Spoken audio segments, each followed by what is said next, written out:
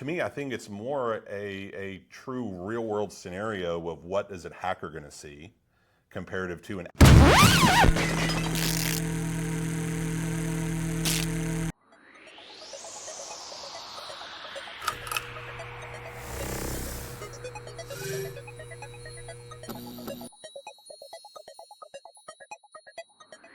I'm here with Matt Daniel from All In IT. Good to see you, Matt. Hey, First man. time in person. Absolutely great. Okay, yesterday morning, which also felt like 3 years ago because our brains just got filled with tons of sales training. Yesterday morning, you started by saying that this is your business. You have an engineer that you're trying to migrate over into sales. That's right. But he's coming with trauma. He doesn't like sales. He doesn't want to be called sales. He thinks sales is slimy. Where does that feeling come from, you think? I think it's from previous experience with other sales, right? But which even with him, like I explained, one, he is an absolute great person of communicating with people, right? Mm-hmm. Meeting them where they are, being able to communicate through our solutions. And that's really what we're looking for, right? So I actually came up with the title technical advisor, and all of a sudden his eyes lit up, which is semantics, right? It's the same position, but just refocusing on it to make sense and to excite the employee. Yeah, I like that. Like it may just be the name, but if that's what makes him feel more confident talking to people, then that's okay. Everyone's got their own baggage on what sales means to them. I tell in my own story, at one point in my previous business, I voted against paying a salesperson commission. You know, now it seems laughable because like I love sales and I talk about sales all the time. I come to sales training, but I once voted against paying a salesperson commission because I thought, well, the engineers make the products, the engineers should get the money. Sounds like an engineer. Yeah, it sounds like an engineer. But to hear your technician feel like I don't want to even be called sales is not a surprise. Like this is a quintessential tech person's approach to sales. How do you face this differently? Because this is your business. You spend all of this effort coming for sales training, so clearly you engage with it differently. Do you have the same sort of trauma that he has, or have you worked past that? So I think I've worked past it. I've worked past it in a sense of also making it exciting to me, right? My little tagline in talking to customers is, hey, I'm not a sales guy, I'm a solutions guy, right? So, which also just lowers the, oh, okay, he's not gonna get salesy, because I just wanna get down to the solution and talk what that is. However, at our training here this week, it also showed me that, right, we need to get into the problems first, right? We need to get into the alternatives and then into the solution last, right? So, which helps me understand sales process overall, right? But I can still be the solution guy because I'm going to be there at the end. It's natural to want to help people. But you're a business owner, you got into business to help other people. That's most of why we get into business. Yep. You're an IT guy. So underneath all the layers of Ethernet cables and technology, you're helping people. And I think that's an important evolution of the mindset of the business owners to realize that we do things to help people solve problems.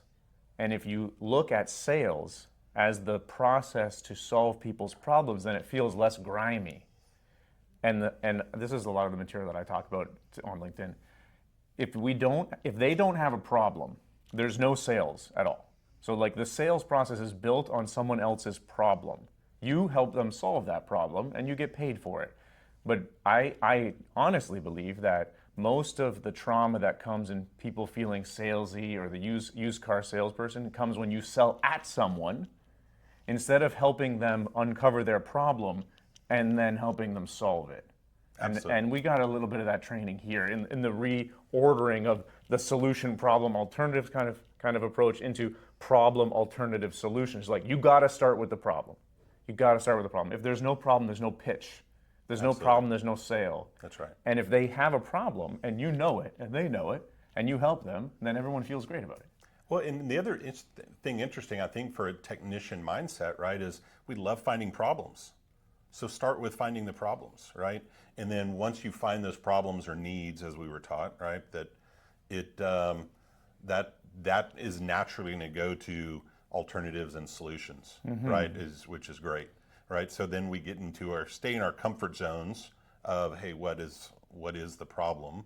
But the other thing about what I've seen is a part sales. That's certainly part of being a tech, is the education, right? That's really what people don't have. They don't understand what they don't know, and you just need to bring them up to speed, whether it is about their network, about their security, about their old PCs, and why is it slowing down business, right? Yeah. And just educating on all those things. This is in the problem discovery phase, I would say, because even in our role playing, my role playing partner too quickly jumped to talk about technology, and I was role playing as the office manager. I don't know anything about that, and you don't want them to know about that or care about that unless they really perceive that to be their problem, because their problems are usually business problems, emotional business problems, and how you solve it is your problem, not theirs.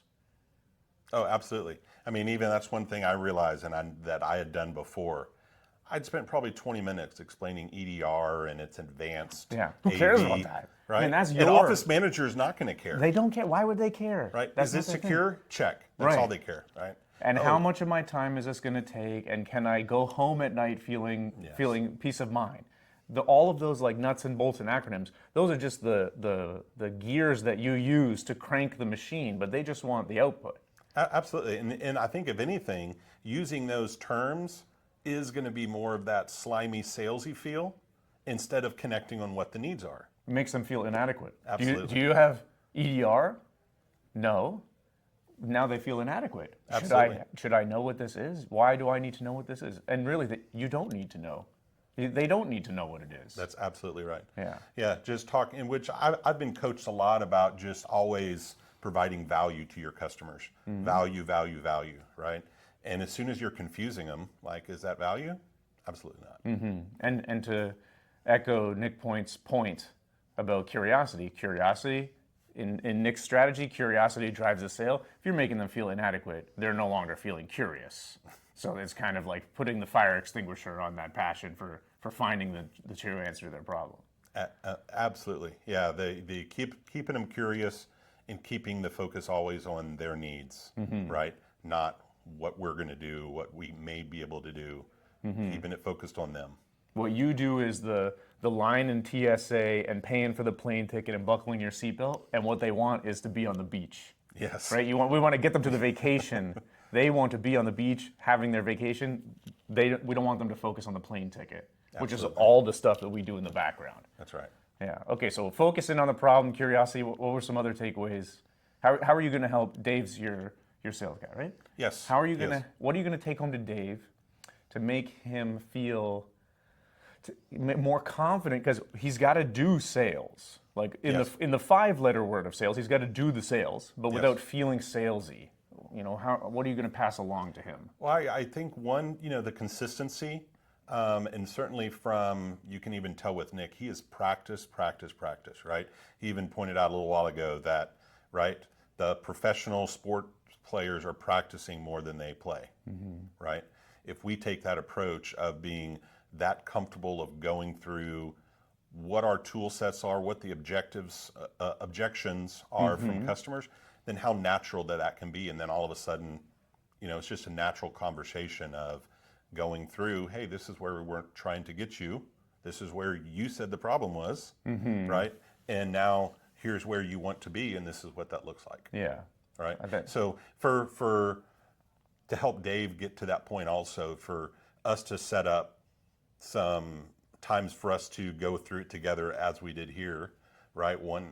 Do a one-to-one and switch sides on, hey, you're the office manager, role play. Yeah. Right? Will make a whole bunch of sense. Coming prepared with responses to those objections also demonstrates how well you know their problem. Because Nick clearly has seen these objections before because he knows their lives. Like his prospects, he's well familiar with them. He knows the questions they're going to ask before they ask them, which also demonstrates his subject matter expertise to them, which I'm sure they mirror. Because when he can preempt the problems and talk about their objections before they bring them up, he's hedging the impact that the objection will have, but it's also showing how much he knows their problem. Absolutely. So there's good practice there. Yeah, well, and he's heard it before, right? And you've heard it before, right? Yes. I'm sure Dave's heard it before too. Yes. So even just writing them down so that when you don't feel gotcha'd or surprised. Because when you get flustered, then they know you're flustered, and then they're like, well, this guy must not know what he's talking about because he's clearly flustered because he hasn't heard the "that's too expensive" objection before. You've definitely heard that before, so practicing is good. Oh, absolutely. Oh, yeah. Hey, this is a lot more than we've spent before. Who hasn't heard that? Especially in our space, right? With SMBs, that likely either we're trying to do it themselves or we're with an IT company, not an MSP. Significantly different value there. When in the demo that we just had with Nick in the training, he gave the price for the proposal, and then he walked them through how to think about the pricing compared to what they're wasting money on now. How do you do it right now? Like, when do you show the price, and how do you get them to think about the price compared to what they're spending on their current setup? Yeah, the way I'll say the way I was doing it before seeing this, it was backwards, right? I was taking the approach of, I don't want to waste too much of my time. I don't want to waste too much of their time if this isn't a fit, right? So after maybe 2 or 3 calls, I'm already presenting the price without, a very limited amount of research or discovery, right? Okay. So it was really a condensed thing, and not seeing the value of even doing that research, doing that. Now, a lot of my business has been warm referrals, which is a different process than just a cold lead where you need to really do all that process, right? But even Chris showed an example of a buddy that he knew really close, and he tried to go fast track it, and it didn't work well. Because you skip over identifying the problem. Yes. Like if someone Absolutely. if someone calls you and says, Matt, what's your price for a company like me? And you say, it's $200 per person. You're giving them a price not knowing what their problem was. Maybe they just wanted phone services. Yes. Or maybe they wanted the full package that you have. Without knowing their problem, you can't pitch them anything. Absolutely. And Nick systematizes that in his discovery process. It's all surrounded, focused on identifying the problem and making them really feel it. Absolutely. And I think that's the clear takeaway is before you give them a price, like any price that you give them before identifying their problem is going to be too much because they're going to say, well, I don't have a problem. That's too much money. But once you make them feel their problem, and Nick showed the breakdown of how much sequestering the office manager's time to doing IT and how much like lost time is worth.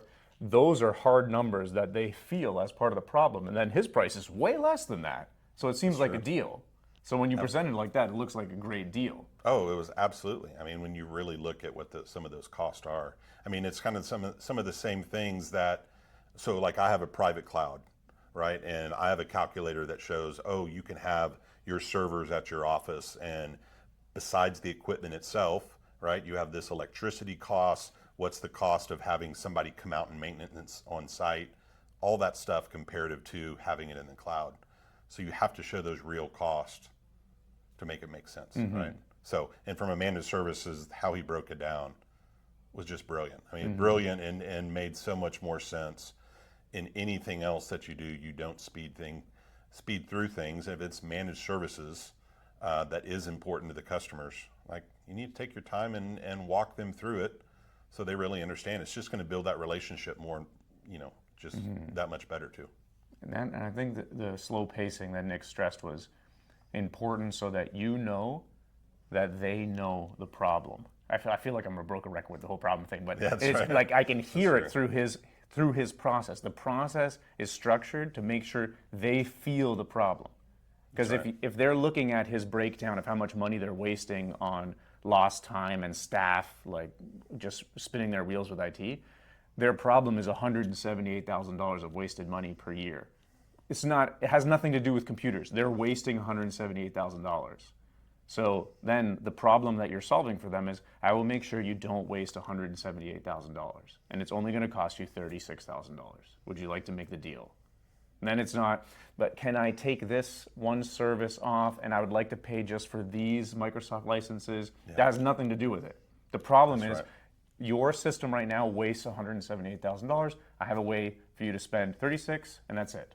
You save $140,000. It is. The other thing I liked about his approach was talking more than just one or two points of contact, right? So a lot of what I had done before, right? Maybe it was the office manager that would reach out, and maybe I would get, the business owner. But to do that research at the different level, especially if you are able to get just a, kind of average worker, which is really probably doing the bulk of the work, right, of that organization, being able to speak to them and understand, hey, how do you feel process flow is? How do you feel technology is here? You're going to get just a different level of input than maybe it's not being passed up even to the office manager. Maybe it's not being passed up to the CEO, right? Or they're just hearing the high level problem of it and not, oh no, yeah, I told them it takes an hour or two to reboot, but it actually takes 4. Right. So to get that real data. Do you think you can get that level of intelligence? Like, if you walked in for a discovery tour, some employee would give you that information? I think being able just to talk through the issue, like to see what is the real problem here instead of just, oh yeah, so an employee told me that every now and then this happens, to say, to be able to dig in more as you get down to those employees, to be able to say, can you tell me, so you're the one that reboots every day. Is that every day? Is that really every, was that just an average, or just to get, keep asking questions to get into the real data, right? What's the problem? What have you done to fix it? So what if it doesn't get fixed? Yeah. Those will give you some great material to understand their problem and help them understand the problem. Yeah. Especially so what happens if you don't fix it? Because in Nick's example, if you don't fix it, you're continuing to waste $178,000 per year. So status quo costs you $178,000. You don't have to sign anything with me, and you'll still lose that money. That's right. So would you like me to stop wasting $178,000 for you? You just cost 36. Yeah. That's the pitch. Has nothing to do with computers at that point. Absolutely. I mean, there was nothing in there about, stuff that the IT guys focus on, right? Is, how about this Windows 10 to Windows 11 upgrade? Yeah. Boring. What about, right? What was your firewall setting? Who cares? You don't have you're still on a hard spinning disk and not solid state. That just makes them feel inadequate. Absolutely. Like you're shaming them for not doing your job. Yeah, that's why they're asking you for help. Absolutely. You're the expert. They just need to worry about their problem and tell you how much they want to solve it. Like, how bad of a problem is this, and do they really want to fix it? Well, and then even on the other side, how he talked about, so let's say that, we offered 24/7 support, but if that customer didn't need that, that doesn't need to be talked about in the presentation to them. Right. Now, maybe that's still up on your slide deck, right? But again, focusing on their needs, so not giving information they don't need or that they haven't asked for. Right. Right? Focus on their needs. Needs. The risk there is, because like 24/7 is you selling to them, not addressing their problem. If they didn't ask for it, don't talk about it, because if you say it, then they might say, I don't want 24/7 support, so is it going to get cheaper? Absolutely. Well, yeah, it should get cheaper, because you just talked about something that they don't want. You're selling them on your supply, instead of saying, this has nothing to do with 24/7 support. I'm going to make sure that anytime you have a problem, I'm there to help. So that's what you're buying, anytime you need it. We're going to operate 24/7. You may not need it, but anytime you do need it, we'll be there, and that's what you pay for. Absolutely. That's good reframing. Yeah, it's great value add, right? Just again, a reminder of giving what the customer needs, giving them the value, because then whatever the sales process is easy, right? Because then you're just, same thing with compliance, right? You're kind of checking boxes. This is what they said they've needed. Yep, I'm doing this. Look at the value of that. It's easy. Get them the vacation. Yeah, that's the thing. We got to get them the vacation. Whatever their problem is, we got to get them to the solution. That's what they pay for. Cool. All right, Matt. Okay, other topics. You're a recent Iceberg member. Welcome to the crew. Absolutely. What brought you to us? Because just like in my little example, you found me, which is great. I love it. We're doing stuff on the internet. You found me through Tech Pro Marketing. What was going on in your life before? What triggered you to think about making a change? So there was two things. One, with Tech Pro Marketing also has MSP sites, right, where they build your website and provide a system for drip campaigns and things like that. And they provided a kind of a free way, or you provided a free way to have a place where my customers or prospects can put in their web address and be able to see their cyber score, right? As we started looking into that, you also had a secondary option, right, that allowed us to get a sensor to put on the customer's network to then further show their cyber risk or what that looks like and be able to have a detailed report and everything. Before, we were using another an application, a software application that we had to put it on an agent, put it on a couple computers. We generally would put it on 3 to 5 on prospects because we don't want to put it on too many because that's work to take it off potentially. And even if it's the agent that runs without installing anything, it's a process to do it on 3 to 5 computers. And then there is you kind of assume, okay, you have 3 to 5 computers that we tested, you have 25, now what does that look like? But there's assumptions that are made. Assumptions aren't always good, right, in IT security, right, to look at that. So now with your device, you put it on the network, you plug it in. To me, I think it's more a true real world scenario of what is a hacker going to see comparative to an application that you're putting maybe in a controlled environment. Maybe you chose the office manager who doesn't get on trashy sites, right? Who doesn't do things they shouldn't be. Maybe you're going to put it on a computer that no one uses just so it gets on the network, right? Where your sensor, you plug in, leave it for 24 hours, you come back and there is a beautiful amount of data to be able to show the customer with a great report, very simple export. So it was a simpler process for us to get that data than what we were trying to do with the software application before. So it was, and it just so happened, I'll tell you now that I'm signed up, it was $100 cheaper with you than doing it that way. So it was even better, right? Yeah. I mean, but it was truly a win-win. Like Yeah, the solution was really like, oh, this makes so much more sense, much easier, a real world, and it gave us more accurate data than any kind of, this extrapolation of, oh, here's 3 computers on your network, Mr. Customer. If you have 25, here's these assumptions, and you expand that, but you give us accurate data. This is what is actually there. Those are definitely great tactical points. I'm glad you picked them up because that was part of the design. Yeah. Simplicity, good representation of their risk profile, definitely. But I know that no one wakes up thinking about cyber scores yet. But what got you thinking about this for your process? Like, why have it in your process at all? Why not skip this assessment part? What's it doing for you? I think it's starting to have customers see data that make them ask the question, right?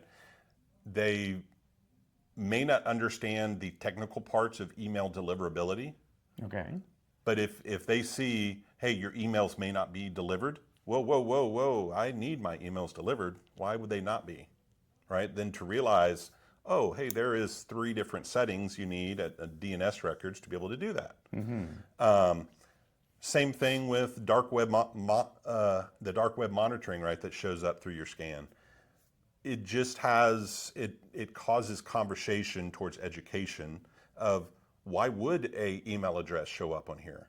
Why would there be one of an employee that I never had an employee with this name, right? Then to explain to the customer, this is not from your email database. This means somebody was setting up an account to make it look like they were part of your domain, right? And it shows the year and all that stuff. So again, just the educational piece of that, it helps questions being asked and to see the need of, okay, now how do we prevent? So these issues happened even if they happened in 2023 and 2022 for those dark web scans, to help say, okay, so if it happened in 2025, how would we resolve it? and how do we help prevent them from being on there at all? And if they did get a password and that password is 16 characters and it's only on this one website, and as soon as we get the hit that we alert you and you change it, and it's not that big a deal, right? But you have to have it scoped in the right way. But again, it takes education over time with customers. Yeah. So the fact that your very simple solution provided all that, and then with the tie back to MSP sites and Tech Pro, right?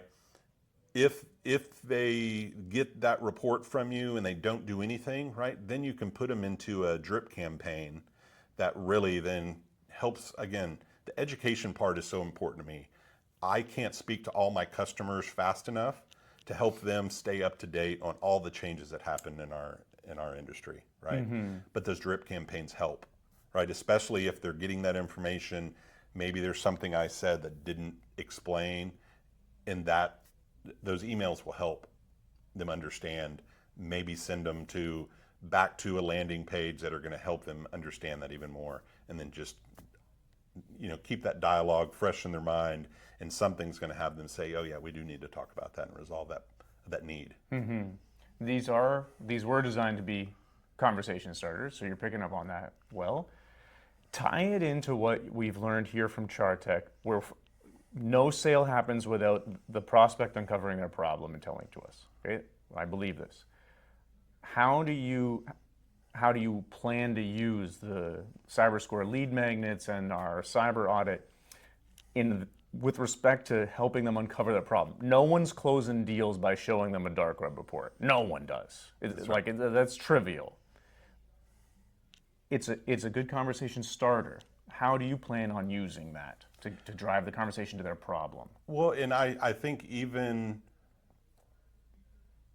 different than what I did last week. I got one last week that ran one, and I went straight into the email of, let me explain your DNS issues. Let me explain your dark web monitoring issues. And I did that in an intro email, right? Trying to get them on a phone call for that first, trying to understand who you are, Mr. Customer, make sure you understand us.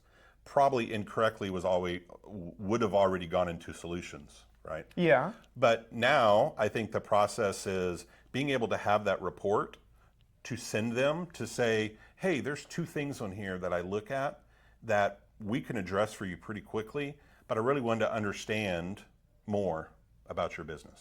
I think the critical question to ask is, why did you put your website into my CyberScore form? That's the question. This is the power move question. And this is why it's called a lead magnet. It attracted some random stranger to your website to put their contact information, which tells you a qualifying question. Do they have a problem that's burning on their mind?